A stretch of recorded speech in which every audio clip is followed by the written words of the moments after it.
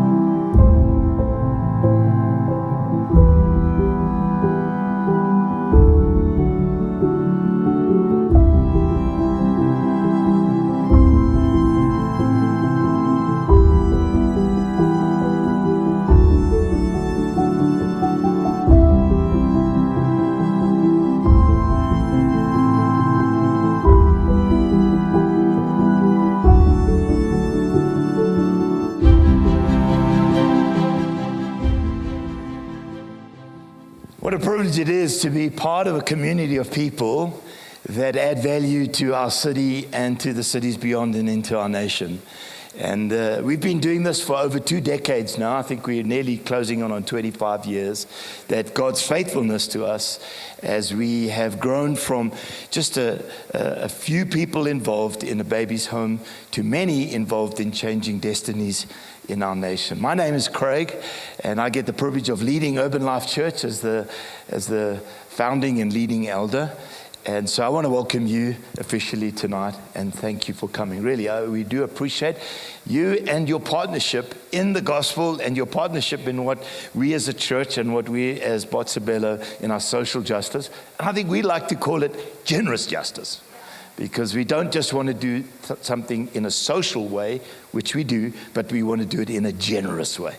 And we want to bring all the generosity that we have, whether it's our finances, whether it's our talents and our abilities, and we want to add value to our city. So I need to just announce and say the changes on the board of Botshabelo. And so we have had just one change over this last while. Yolandi Hawker, who has been with us for over 10 years. Oh, all right. There's something going on there. She's stepped off the board, and we've had Kuda come on. And so, yeah, let's welcome Kuda, as he is our youngest board member. And then, so the board consists of Donnie Fantonda, Sean and Mel Pile, Kuda, and Cabello. Is Cabello here?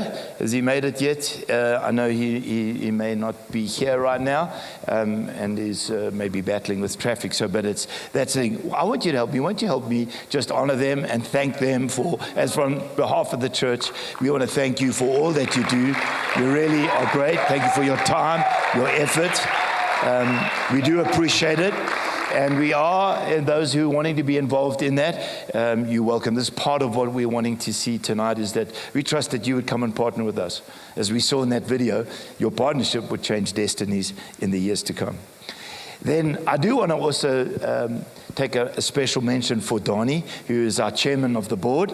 And he has done this relentlessly, tirelessly, and faithfully over the last 10 years, 12 years it's been. And he keeps coming to me and saying, I think it's time that I resign and somebody else. And I keep telling him, there's no better anchor that we can have. There's no better faithful backstop, the one who loves, the one who is interested, the one who does so much for our staff and for those involved. And there will come a day, and we will trust that it will be as soon as possible, but it will also take as long as necessary. But we want to say thank you. Why don't you join with me and just say thank you, Donnie. Really appreciate you. You do it behind the scenes. And much of the fruit that we see today is because of you, and you don't get the accolades for it, so thank you. Do appreciate that. And then we have also had a change where Andy, my wife, Andy Clark, has taken over as director of Botshabelo in terms of the operations and the workings together and the ministry. And there's been no better person to do this job, because she was at the birthing of Botshabelo along with us over 25 years ago, and then has been part of the baby's home, starting of the school, the starting of Uplifted, integral with the part of all of the ministries and the programs that we run. And so when there was a gap that needed to be filled last year, I was pushing, shoving. I didn't kick, but I really was urging her on to take on. She says, I can't do this, and I'm not good at this, and I don't. There is no better person in my, honestly, for this moment, for this time, than for Andy, who has a fresh view, fresh picture.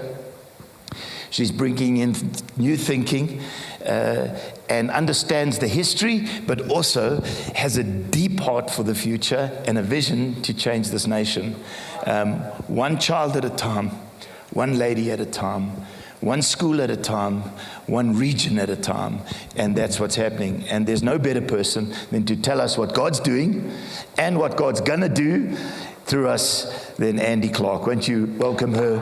And it's a privilege and an honor. She's going to tell us some stories. Are you ready? You're good. Right, there we go. Yeah, that would be nice. Welcome to you guys online as well. And it is a bit of a freezing cold night. I admire you guys for being out here tonight. So I'm going to do something a little bit more unusual to what I normally do. Is I'm going to read my stuff, because otherwise I think we might have to serve some nightcaps, because I could be here forever. I want to start with a scripture. I was reading Acts, and this is the scripture. It says, and God arrested me. I'd had my notes all prepared, and then I felt God speak to me one morning, and it said, it was the other day. My life is worth nothing to me. This is Paul speaking to the Ephesians church. He says, my life is worth nothing to me unless I use it for finishing the work God assigned me by the Lord Jesus. And this is the work of telling others the good news about the wonderful grace of God. And that's tonight for me, that it's all about that. I'm going to tell you about the good news, about the wonderful grace of God, because that's what Botshabelo is about. This was not our idea. We did not birth this. We couldn't be so clever, but He birthed what we're doing today. He birthed it 20-something years ago. So I'm going to tell you all about the grace of God and His wonderful goodness to us. So I'm going to read, because otherwise I'm already getting distracted. As people have been generous, as companies have given grants, as individuals have given their widow's mite, CSI has been granted. Whatever you have done for Botshabelo, lives have been transformed and changed by sometimes just a simple act of 100 Rand a month. You think it's nothing. It's revolutionized people's lives. My task is to tell you what happened last year, not this year, but I can't help it, because what's happened is there's stories unfolding this year that we saw last year, and we saw victories last year. So I'm going to tell you a little bit about them, because what God has done before We know if he's done it before, he can do it again. And that's what I'm trusting. That's what we're trusting. Not me. This is not my story. This is the Botshabelo team. Our future is wrapped in our past, but not limited to it. We build on the shoulders of others. We stand tall on those who have gone before us. But we are also being pulled into a future by a God who owns the future, a God who has more for Botshabelo than we could ever think, hope, or imagine. So come with me on this little journey of past, present, and future. Botshabelo has 4 programs. Number one, I'm going to start with it because it'll just melt your hearts. And that is the Baby's Home. It's the oldest program of ours. It has been going since 2000. And we got our first baby in 2000. So we opened the home. Not our idea. We couldn't be so clever. It was birthed into the heart of Urban Life Church. And the home, for me, speaks a better word. It speaks not just of rescue. It speaks of hope, joy, belonging, family, future, healing. It speaks a better word over babies. Adoption into a good family, being parented, loved, longed for, chosen. You know what? Does that not sound like us? Loved, longed for, chosen. Adoption is the most beautiful story of God with us. So for me, it's just that the Baby's Home just plays out what God's heart is for humans. It's the most beautiful thing. So, in 2022, we started the year with 12 babies. Our financial statements say that we lost 4 babies between December the 31st and January the 1st. Okay, we just lost 4. I think we must have eaten them for breakfast. Nikki, I'm not sure what you did. We have had an addendum to our financials because that is on the financials. It's like, what happened there? What did we do with 4 babies? But we started 2022 with 12 babies. 9 babies came into our home, and 8 adoptions happened last year. 8 adoptions. And I want to show you a video, a very short video. We can't show his face, so we've had to shorten it a lot because of the Poppy Act and his privacy. So we can't show you his face. I can't even tell you really where he comes from. You might discover it. But we wrote a poem about him. And I want you to see that this boy that was abandoned and rejected so many times, what God has brought him into. Can you show that video, please?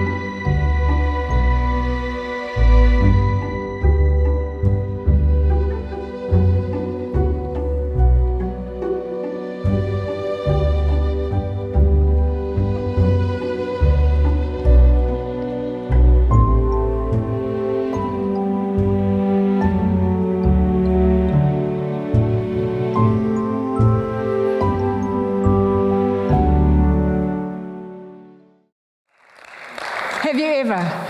That boy is in the most beautiful, spacious place. He's the only child, but with lots of cousins around. He is having the time of his life. And why do I choose to tell that story? Because in 2023, we have a story of a little boy that's exactly the same that's unfolding. He's at the moment busy being unadopted. And unadopted is not even a word. He's busy being unadopted, and he's in our home, and we're loving him, and we're caring for him, and we're praying for him, and we're working with him, and we're sending him to OT, and we're sending him to play therapy. And you know what? If God has done it before, God can do it again. God can do it again. Isn't it amazing? Isn't it amazing? The next story, if you can put the picture up of baby M. In 2022, this little boy came to us. He was born at 33 weeks. Mommy's in the house. 33 weeks is not a great time to have a baby. They should be born at 40 weeks for you who don't know. Okay? For you who are teenagers and for you who are men, maybe. So this baby M was born, and of course, because we don't have medical aid for each one of these children, he was in the government system. He needed grommets. He failed one hearing test. He failed another hearing test. He failed a third hearing test. And Nikki, our baby's home manager, said, okay, I can't. He's just because there's no blood, and he's just being pushed to the bottom of the list. Every time there's something more important for the government hospitals to do, which is understandable, but this baby M was being pushed to the bottom of the list. So Nikki took him into the private sector, and she said, Can someone help? Help him. All he needs is grommets. And grommets are put in like this. And our babies all have grommets put in, and it's fine. But this is a little baby that was being pushed to the bottom of the list. But you know, in God's kingdom, the first shall be last, and the last shall be first.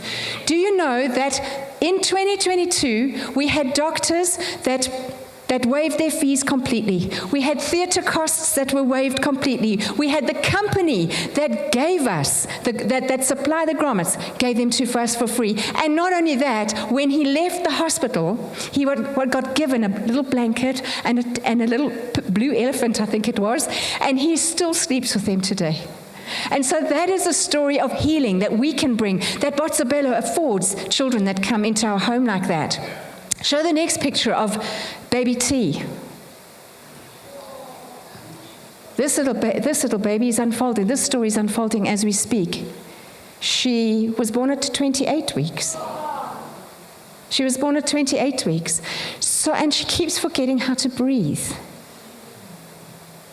She was in ICU for many times. The caregivers did a first aid course, and they got taught how to do CPR. No, not taught. They had to redo it. You know, you've got to keep up to date with those things. So they redid their CPR course. The next day, baby T stopped breathing. The caregivers managed to do CPR on her until the ambulance arrived. The ambulance came, wrong hospital, wrong place for her to go, blah, blah, blah. Nikki got in the car. She was breathing all the way to Joburg Gen, Charlotte McClark. And she got there, and she stopped breathing again. And you know what? Then they took care of her. But she's at the bottom of the list again. There's no blood. There's not an urgency, even though she stops breathing. And she came home out of hospital, and she stopped breathing again. The caregivers resuscitated her again. So you know what? We're going again into the private sector. She needs CT scans. She needs barium swallows. She needs ENTs. She needs theatre. She needs those things. And I think we, as a church, as a community, as Botshabelo, we can actually... Because now the theatre sisters are saying, I know we did it last time for grommets, but this is much bigger. It looks like there's some breathing, like sinus problems and blah, blah. It's a much bigger operation. We may be going to have 2 or 3, and we've got to step up to the plate, and we've got to say, can we give to that? Can we give to the baby T fund? We're thinking of even starting a baby T fund and having, one of those little round things with a thermometer with money. But I know that God can do more than we can ever hope or think or imagine. So we're trusting if God has done it before, God can do it again. I know, stick to my notes. Okay, we haven't finished our work yet. The second program that we do is the Urban Kids. Have you ever heard of the word gap? Huh? The word gap. It is the difference. I'll tell you what it is. Do you know the difference between rich kids and poor kids, and their projected future is the word gap? It's a million words that they say. We're talking preschool. And there's a whole lot of various reasons for this word gap. We can remedy the word gap. Urban Kids, day after day after day, is remedying the word gap. All it needs is for people to be speaking to them, to be teaching them new words, opening them up to a new vocabulary. And this is where, when our children come in, when they're from impoverished homes, they're coming into a very noisy, wordy place. Tash has been in charge. Come on, who knows Tash? Yeah, Tash has got words. That is the best thing we can ever do for a child from a home that doesn't have much money. I don't know why. Nobody's been able to tell me why poorer communities don't talk to their children. Maybe it's because of the education, the under-education that we have. But we at Urban Kids are remedying that as we speak. So we are giving children a better future. And I've got a story. I'm going to show you the video. So Urban Kids, this is our message: equal education, equal access, equal treatment, equal opportunity. That's our message. But it's not a new message. It's the good news of the wonderful grace of God. Jesus said, "Let the children come, be like a child." He offered opportunities to children. And when we started, I read this research from Routledge in 1994, which basically says if a child gets access to a good grade R, they will matriculate. If they don't, they may or may not. And so the first 1,000 days of a child's life are the most important. And we are hitting that first 1,000 days over and over again. At Urban Kids, the little motto is teach or learn something new every day. Every day, learn something new every day. I want to. We have impacted a family. I want you to watch this video that we've got for you. The story will unfold, and this is just one story. Every year, we are impacting well over 30 families to decrease the word gap and to bring a better projected future for our children. Watch this video.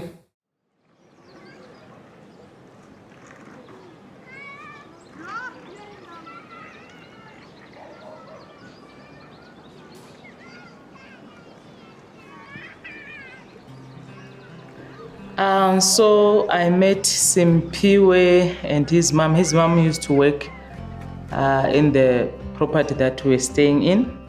So Simpiwe was about 2 years old when I met him. He was not going to school then, so we knew a lady that was running a school in Oliven. So that's when Simpiwe started going to this preschool. So this school was part of what Andy was doing in the community. So when Andy went there and realized that the kids were really not learning much, she decided to take those kids to the property here. So that's how Urban Kids started. So Simpiwe was part of that group. I think Linda saw that Oliven was far from where I stay. The transport fees was like too much for me, so she decided that we must come and try this new school, because it was a new school. We must just come and try, and we loved it when we came here. Hi, my name is Simpiwe Ndlovu. It was teacher Kelly, and she was such a friendly lady, and it was so fun to be taught by her. So she used to play with us as kids. I think I still remember that. I remember other things that she used to teach us as well, numbers and stuff, drawing in lines. I still remember she used to teach us all of that. And I think we called it sprinkler day or something. But where they used to turn the sprinklers, and the children used to love running through the sprinklers. Oh, the skills he gained here at Urban Kids. Oh, it was amazing. That thing of like when he came out from here going to school to Midrand Primary, he was able to read and write. That was a good thing. I was amazed to see him doing that. Urban Kids made it easy. I think because we gained so many skills there. It's all about interacting and learning about everybody else. So I knew how to talk to other people, and I was very confident. You never think that as a kid that you could learn using toys. Toys is just for fun, but you learned using toys. Then that gave me the idea that learning doesn't only come in one shape, which is books. So it gave me an open mind and how to learn. A trick is tough. I think there's so much expectation from this year. So I think there's pressure also. You want pressure to do well, pressure to make your parents proud, pressure to go into university as well. So I think that's all my trick. I think my trick isn't hard. It isn't hard. I think it's the pressure which is difficult. Wow, so I call him my boy. So I think I'm really proud of Simpiwe. I mean, how he has turned out. I mean, he's a head boy now. I think I told my mom the first time. I didn't think she got it the first time, because she's like, okay. Then I think I posted the video of me becoming president. She's like, "You're president?" Like, I did tell you, like. Then that's when she got shocked that I became president, when she saw the video. Because she thought I was like meaning something random. But she's like, the president of the whole school. That's when she got shocked that I'm actually the head boy of the whole school. And she got shocked like that. So for me, I see a young man that got a basic education, actually a quality education as he started his preschool to lead him to where he is now. I know part of his growing up is not only school that happened there. I'll say shout out to his mom also, as a single mom, that brought him up to be a young man that he is. I'm really proud of him. I was excited because it shows that there is something that I did to raise a child who can lead. That's something else, yeah. The skills I got from here, I don't think I would have gotten anywhere else. They equipped me for the next part of my journey. So that makes me grateful.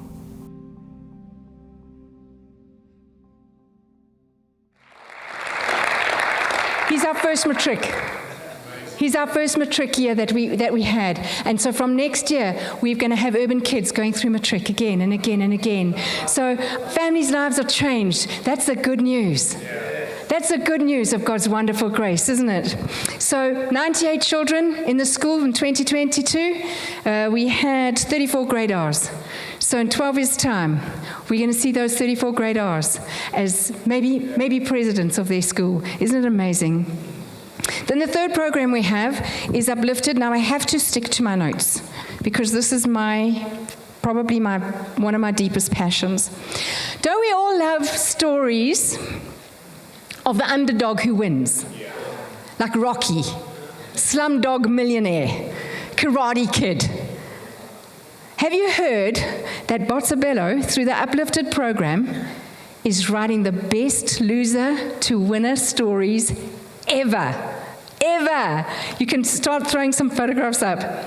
We meet underdog women every year, worn out, uninspired, overlooked, tired, worth less, unappreciated, dismissed. And we tell them the good news of the wonderful grace of God through our actions. We give them the hope that we found. We see them, we teach them. These are preschool teachers in our local communities. These are preschool teachers that have been overlooked for many, many, many years. We mentor them. We pour our lives for them. Isn't that what Jesus did for us? He pulled us from a pit. He saw us in the junk heap of our own lives, and he sets our feet on solid ground. I want to introduce you to the team. These three women, are they out there? Sibo, Linda, and Marvelous. We went from a team of 8. In 2019, we had a team of 8, and in 2020, we had a team of 3. And these 3 haven't stopped a beat. In fact, they're reaching more women, more schools, and more children now than we did in 2019. In 2022, we trained 45 teachers locally. 15 centers were impacted with good teaching equipment and a curriculum. And then we got invited quite a number of years ago, but in 2022 particularly, we were back in the region of KZN, the Bergville region, which is very rural. And we trained at least 130 teachers. Every time we said we're coming, it didn't matter whether it was a Saturday, a holiday, a school day, we'd arrive there and there would be 130 women waiting for us, just waiting. And we did it 4 times in the year. We took 3 days out, and we go there. We were given brilliantly a beautiful 5-star lodge to stay in for nothing. How's the generosity of some people in this world? And we taught them, and we pulled them through, and those centers are completely different. So rurally, we've impacted at least 50 centers. All in all, with the local centers and the rural centers, we've probably impacted at least between 6,000 and 7,000 children. And that is minimally. I'm saying 30 children per center. There are some children with many more than 30 children. But I'm saying minimally 6,000 to 7,000 children are enjoying the fruit of Uplifted's hands. But for me, the most beautiful story from 2022 are the 8 beautiful women we trained to train others in their rural communities. These women wait. They've been taught to wait. Just wait, we're coming. We'll give you the handout and we'll tell you what to do. Next time we'll give you the handout of what to do. We'll give you a box. We'll do this. But don't you train. And Botshabelo Uplifted team has gone in and said, can we train you? So we have these 8 beautiful women that have become trainers with Uplifted. They're the most beautiful, the most enthusiastic. They came to Joburg for 2 weeks, 1 week in 2021 and 1 week in 2022, and we gave them everything that we had. And now they've been training with us in KZN. I don't do much training in KZN. I can't speak Zulu. We've got local women being empowered to train local women. They're not waiting for a handout. They are the handout. They have been empowered. They are doing the job.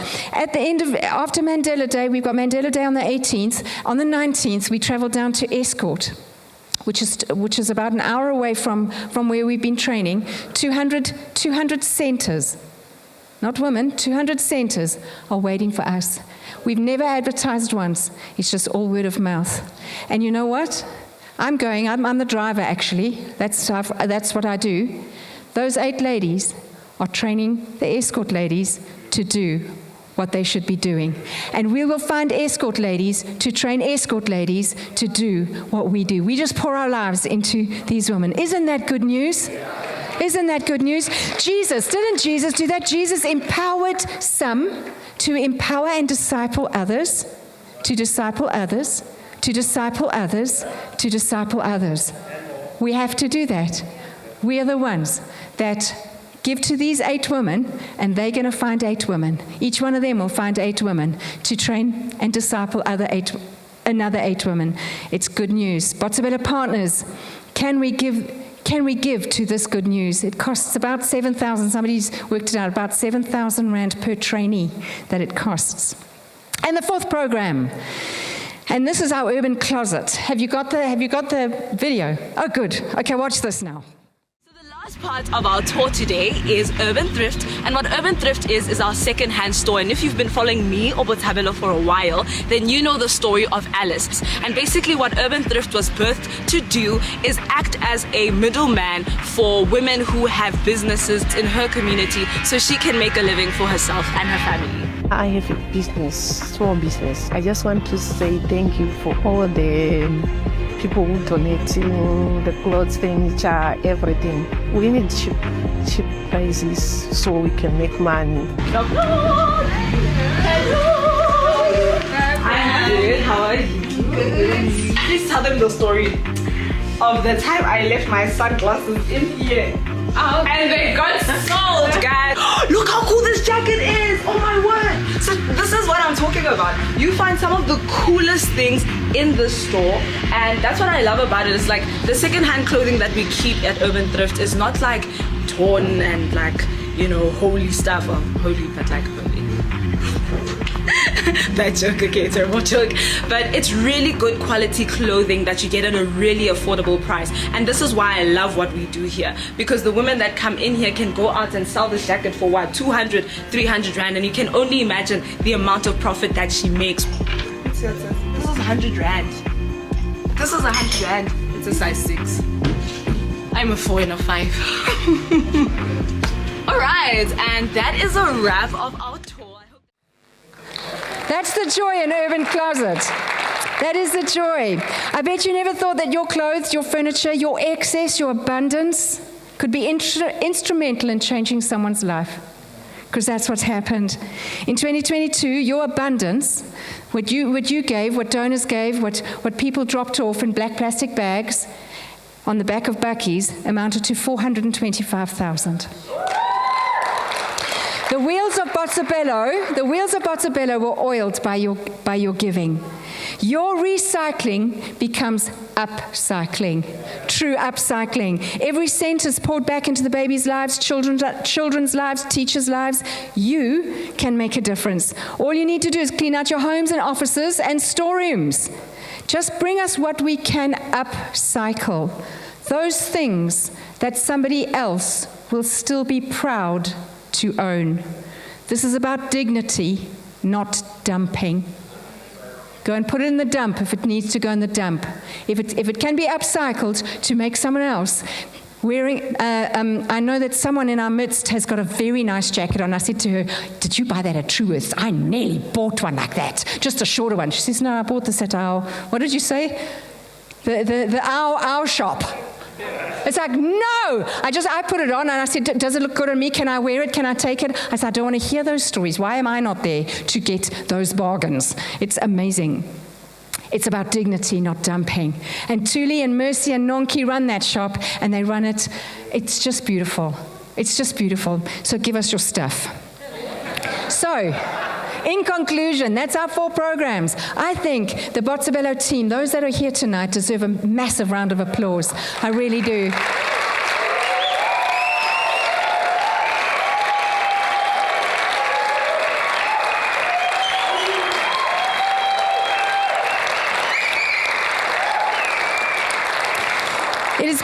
It has been the team of Botshabelo that has had the privilege of being up close and personal with these stories. And I've not done the description of the events of 2022 justice. It's not just about 1 or 2 stories that I've told. It's about the continuous, daily joy of working for Bots. But without the generosity of other people and the people of God, the donors, the companies that give, we could not do what we do. So the last thing I want to do is I want to give thanks. I want to give thanks to everyone who partnered with us and to God for the wonderful good news of His wonderful grace. That's what I just want to give thanks to God. It's amazing. And to you. So I'm finished with I could tell you 1,000 more stories, but I'm not. So I'm going to introduce you now to somebody who we value as a friend, but we value him as well in his perspective on Bots. I got the financial statements for the first time this year, and I said, I don't know what to do with them. So, and Craig said, talk me through them. And he said, I don't know what to do. Why don't you ask Richard? So I did. Richard runs his own church. He's been involved. You'll have to tell them how long you were involved in your NPO for. So he's run an NPO. He knows exactly what to look for. And I took down the draft financial statements and said, Richard, I've got some stupid questions. Will you answer them for me? Here are the questions. Please just sit with me. And he was absolutely phenomenal in just unpacking the financial statements for me.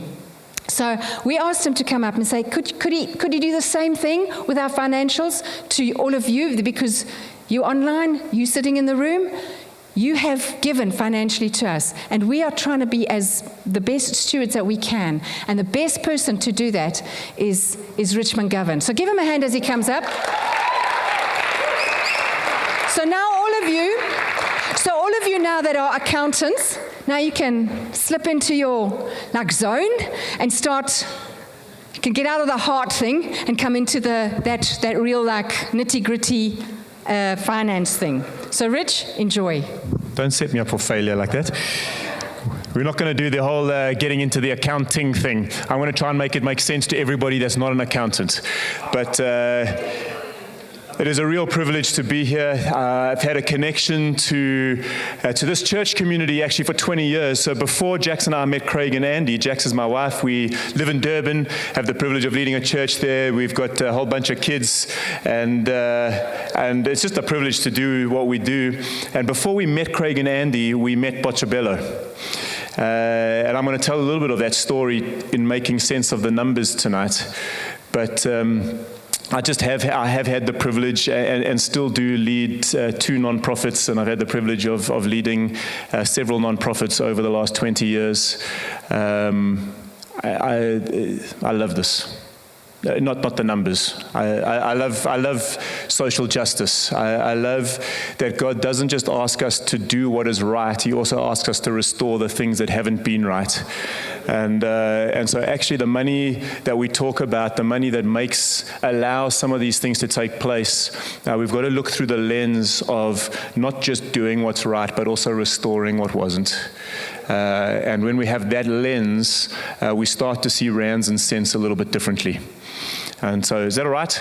Okay, so what we're going to do is we're going to look at the baby's home first, if we may. Can we pull up just some of those figures? There we go. Okay, so I just kind of took a trajectory over how many babies have found their forever home, and so that is sometimes restored back to their birth mother, and most times into an adopted family.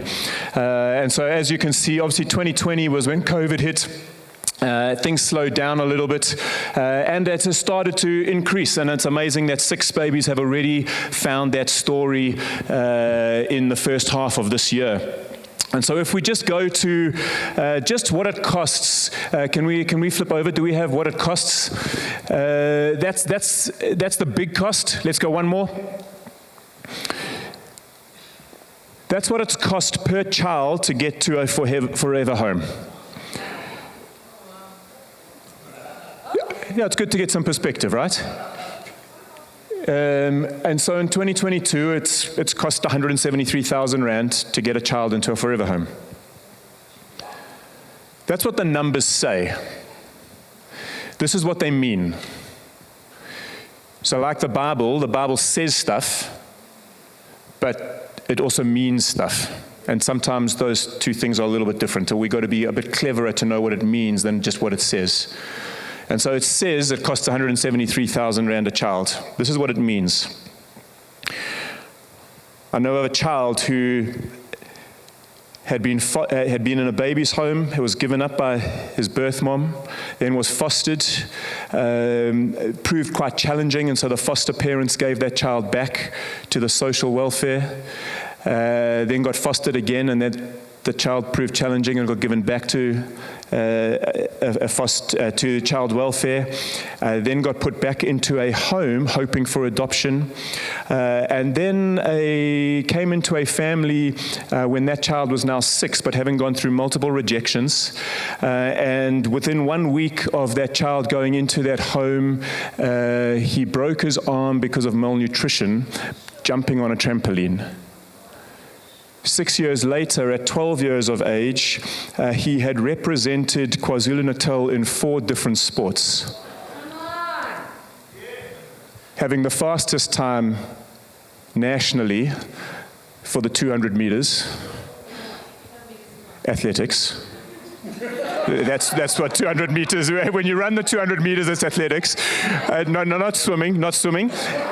He did also make the KZN swimming team for the nationals and the rugby team for the interprovincial for Craven Week and the hockey team. That child happens to be our son, who came through a baby's home that started because 20 years ago my wife and I came up to Botshabelo before we met Craig and Andy and encountered a baby's home that put courage into us to adopt and then start a baby's home, which itself has seen over 200 babies being adopted. And while I've had the privilege of leading that non-profit that does the baby's home, have seen another 2 babies home start that has seen at least another 100 babies each be adopted from Botshabelo. And so I don't know how many other Domino Foundations and how many Sam and Gavins there are, because of the courage of this community 25 years ago to start to say, we'll pay the price to see one kid find a forever home and their life forever changed. And so I want to tell you that 173,000 rand for a kid to find a forever home means that child's life changed, but so have many more in South Africa. And that's why it's worth doing it. There is no amount of money worth spending for a kid to be able to change the trajectory of their life. So that's what that means. All right, there's a cost and there's a meaning.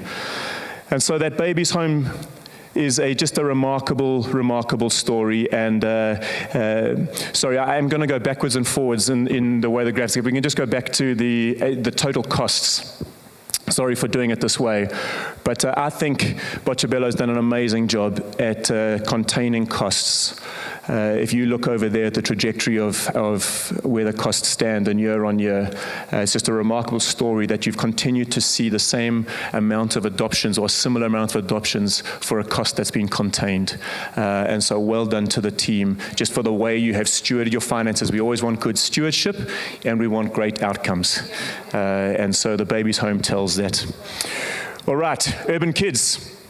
Let's make a bit of sense of the numbers here. And so, number of graduations. There we go. Pretty consistent. 34, 35 each year. Those are grade R graduations. I think it is absolutely incredible. The first 1,000 days. I know grade R is a little bit older than 1,000 days, but great results. So let's go to the costs of that. If we can go to the next one, please.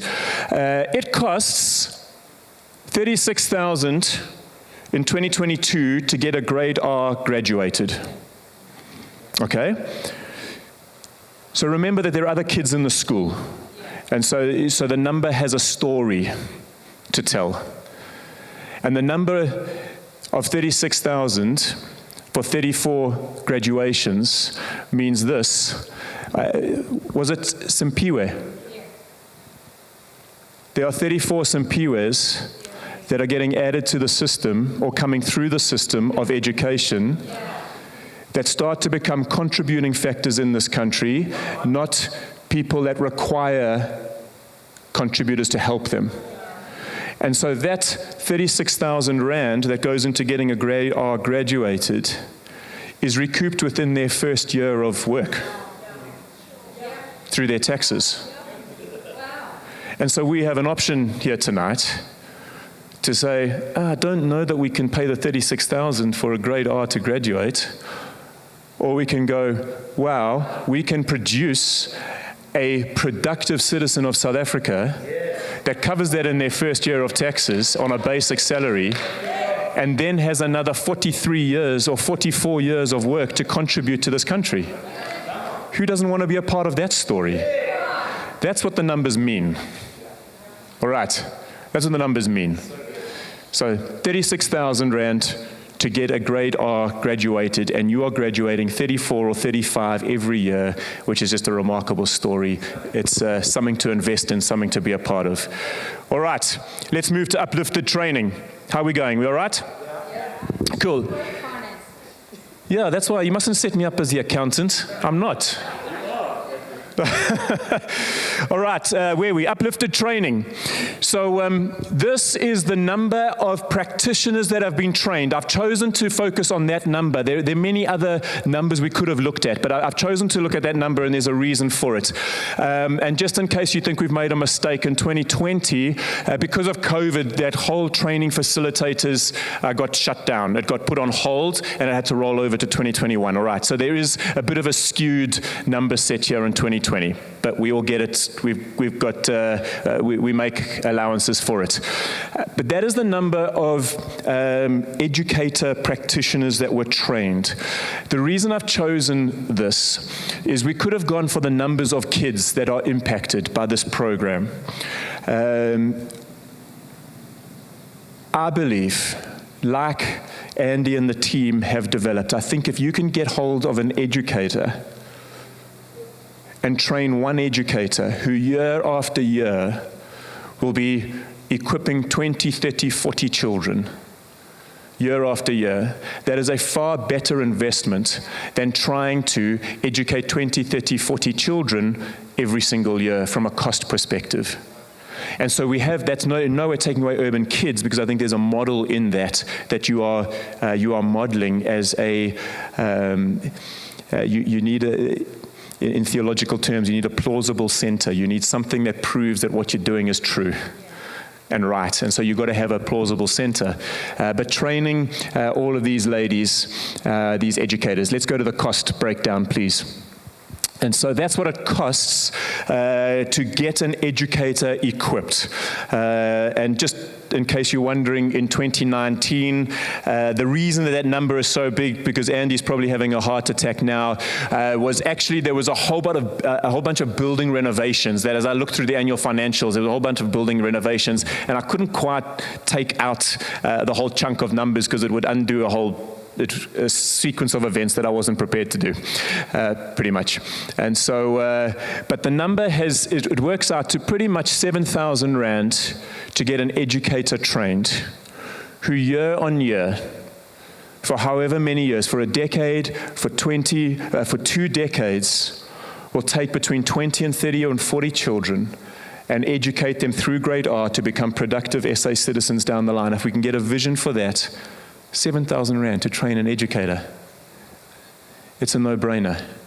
This is what we get to be a part of if we're part of the Botshabelo story.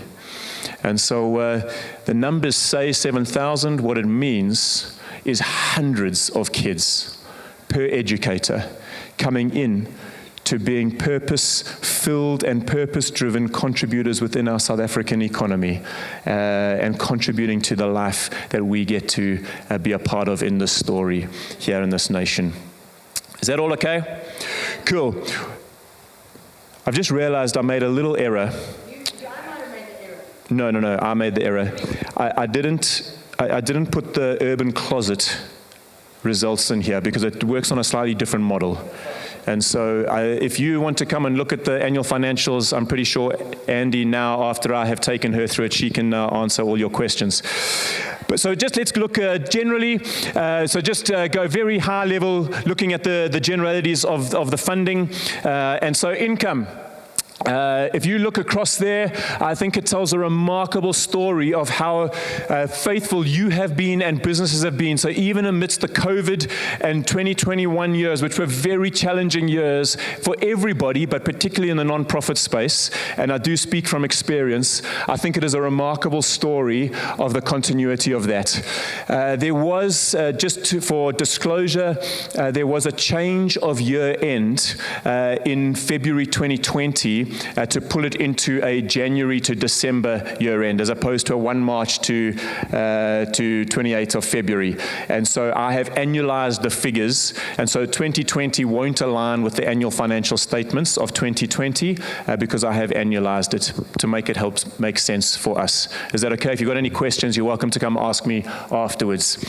But there you've got all the surplus and the deficits and the reserves, etc. I want to focus just as I close this out, on the bottom numbers, because too much detail, it really can go over our heads.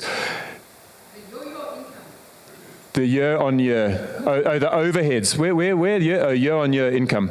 I'll explain it. The reserve in months. For a non-profit, just for you to be aware, good governance practice, good stewardship would indicate you would look between 3 and 6 month cash reserve. That's what you would look for from a monthly operating expenditure, a monthly operating perspective, so that you don't just get wiped out because one donor decides that they are unable to pay.